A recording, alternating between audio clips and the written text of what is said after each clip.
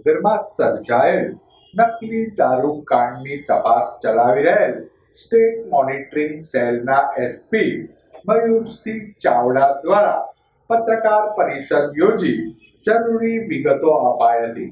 પ્રસ્તુત છે પત્રકાર પરિષદના કેટલાક જરૂરી અંશો. ભાવનગરના અલગ અલગ હોસ્પિટલમાં બીજા દર્દીઓ પણ એડમિટ થયા.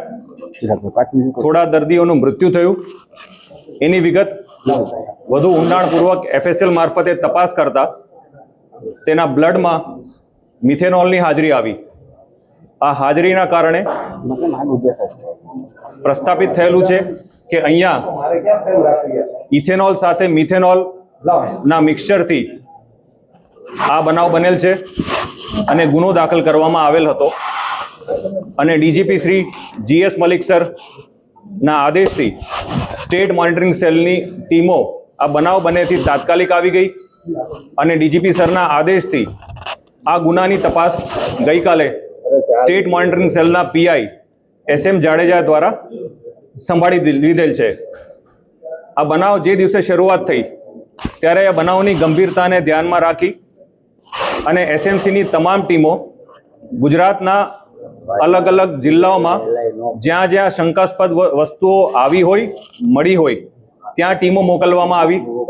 ઉપરાંત રાજ્ય બહાર પણ ઇન્ફોર્મેશનના આધારે SMCની ટીમો રવાના થઈ ગયેલ અને મધ્યપ્રદેશ, દિલ્હી એ જગ્યાઓ ઉપર જ્યાંથી રો મટીરિયલ આવ્યાની શંકા હતી ત્યાં પણ SMCના અધિકારીઓ ટીમોની તાત્કાલિક રવાના કરવાની સૂચના આપી. રાજ્ય સરકાર અને ગુજરાત પોલીસ દ્વારા આ બનાવની ગંભીરતાને ધ્યાનમાં રાખી તાત્કાલિક ગુનો દાખલ કરવામાં આવ્યો છે. આ ગુનાની અંદર તમામ વિગત આપવામાં આવી છે, જેમાં હાલ 21 લોકો વિરુદ્ધ ગુનો દાખલ થયેલ છે.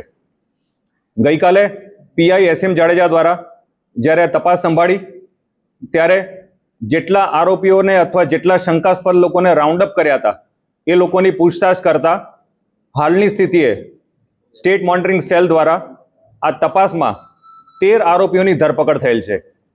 આ 13 આરોપીઓ એ છે કે જે આ લઠ્ઠાકાંડના બનાવમાં સીધી રીતે સંડોવાયેલા છે.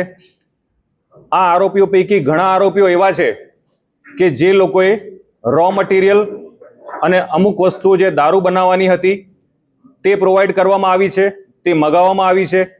ઘણા આરોપીઓ એ છે કે જે લોકોએ આ દારૂ બનાવ્યો છે.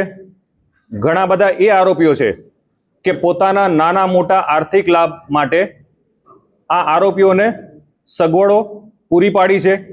અને ઘણા આરોપીઓ એ છે કે જે આ દારૂ બન્યો એ દારૂ બન્યા બાદ એને ડિસ્ટ્રીબ્યુશન કર્યું છે, એનું વેચાણ કર્યું છે. પ્રાઇમરી આ લોકો જે આરોપીઓ પકડાયા છે એ પોતાના નાના મોટા આર્થિક લાભ માટે આ કૃત્ય કર્યું છે. ઉપરાંત જે અમારી ટીમો બહાર ગઈ હતી એમાંથી મધ્યપ્રદેશના ઉજ્જૈનથી જે આ બનાવમાં એક મુખ્ય આરોપી કહી શકાય એવા રઈસને ડિટેન કરીને લઈ આવ્યા છે. આ રઈસ છેલ્લા 1.5 મહિનાથી ભાવનગરમાં અને ગુજરાતના અલગ અલગ જગ્યાએ રહી અને કોમ્પ્રોમાઇઝડ ક્વોલિટીનો લીકર બનાવતો હોવાની હકીકત અમારા ધ્યાન ઉપર આવી છે. તેની હાજરી કઈ કઈ જગ્યાએ હતી ગુજરાતમાં, એને કઈ કઈ જગ્યાએ મૂવમેન્ટ કરી છે, એ કયા કયા લોકોના સંપર્કમાં આવ્યો છે અને આ બનાવ સિવાય જે જગ્યા ઉપર એ ગયો છે, એને સંપર્ક કર્યો છે, એને મટીરિયલ મગાવ્યો છે, એને દારૂ બનાવ્યો છે, એ માત્ર આ ગુનાની તપાસ નહીં પણ એ વિષયમાં પણ સ્ટેટ મોનિટરિંગ સેલની ટીમને ડાયરેક્ટ સુપરવિઝન કરી અને તાત્કાલિક એક્ટ કરવાનું ડીજીપી સરની સૂચના છે. જ્યારે વર્તેજ પોલીસ સ્ટેશનનો બનાવ બન્યો ત્યારે ડીજીપી સરની એક ક્લિયર મેન્ડેટ હતો કે તાત્કાલિક એ લોકોને પકડો કે જે લોકોએ દારૂ સપ્લાય કર્યો છે અને દારૂ લીધો છે અને એ લોકોને આનું કન્ઝમ્પશન કરતા રોકો. તો છેલ્લા 2 દિવસની અંદર જે આ વસ્તુઓ બની છે, જે રઈસ અને એ ટોળકીએ આ જે લઠ્ઠો બનાવ્યો છે એ ક્યાં ક્યાં ગયો છે, એ આખી સપ્લાય ચેન કઈ છે, એ સપ્લાય ચેનમાં કોણ કોણ ઇન્વોલ્વ છે અને લાસ્ટ બોટલ સુધી કે લાસ્ટ લીકરના ડોટ સુધી અમે લોકોએ પહોંચવાના પ્રયત્ન કર્યા છે. ઘણી બધી વસ્તુઓ અમે લોકોએ હસ્તગત કરી છે. આ જે લઠ્ઠો બન્યો એ સંદર્ભે જે બોટલોમાં પેક થયો અને જે FIRમાં આપ લોકોને ખ્યાલ છે કે જે બોક્સીસ બન્યા એના મેજોરિટી બોક્સીસ એસએમસીની ટીમ દ્વારા કબજે કરવામાં આવ્યું છે.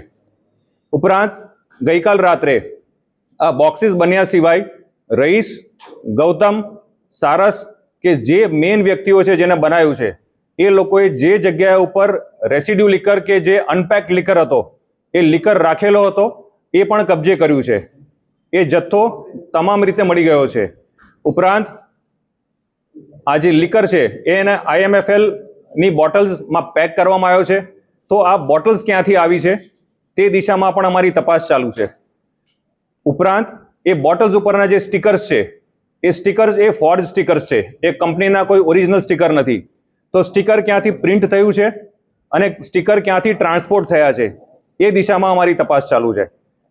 ઉપરાંત આ બોટલ પેક કરવા માટે અને સીલ કરવા માટેના જે ઇક્વિપમેન્ટ્સ છે એ ઇક્વિપમેન્ટ્સ ક્યાંથી આવ્યા, કોણે આપ્યા એ દિશામાં ચાલુ છે. અને ગઈકાલ રાતની અંદર આ આરોપીઓ પૈકી ઘણા આરોપીઓ અને એના સગા સંબંધીઓએ આ પુરાવા નાશ કરવા માટેના પણ એફર્ટ કર્યા છે. તો એ પુરાવા નાશ કરવા માટેના જે લોકો ઇન્વોલ્વ છે એને પણ સ્ટેટ મોનિટરિંગ સેલના અધિકારીઓ છોડવામાં નહીં આવે.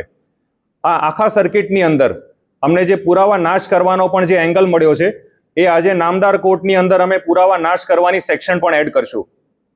જે FIR આપના દ્વારા જોવામાં આવી છે અને આપના સમક્ષ મૂકવામાં આવી છે ઈ ગુજકોપ ઉપર, એ FIR ની અંદર પ્રોહિબિશન એક્ટ અને અન્ય કાયદાઓ હેઠળ જે સૌથી કડક સજા થાય એ પ્રમાણેની સેક્શન લાગી છે.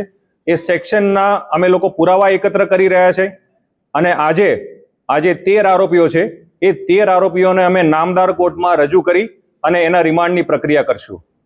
રિમાન્ડની પ્રક્રિયા મેળવ્યા બાદ આ આરોપીઓ ગુજરાતની બહાર જે જગ્યાએ ગયા હશે, જે જગ્યા ઉપર એ લોકોના કોન્ટેક્ટ્સ હશે અને એ લોકોએ જ્યાંથી રો મટીરિયલ લઈ આવ્યા છે એ તમામ દિશામાં અમે તપાસ કરીશું. ઉપરાંત એ લોકોના ટેકનિકલ પુરાવા, એ લોકોના સાયન્ટિફિક પુરાવા એ તમામ એકત્ર કરશું. આ વિષય ઇન્વેસ્ટિગેશનનો છે.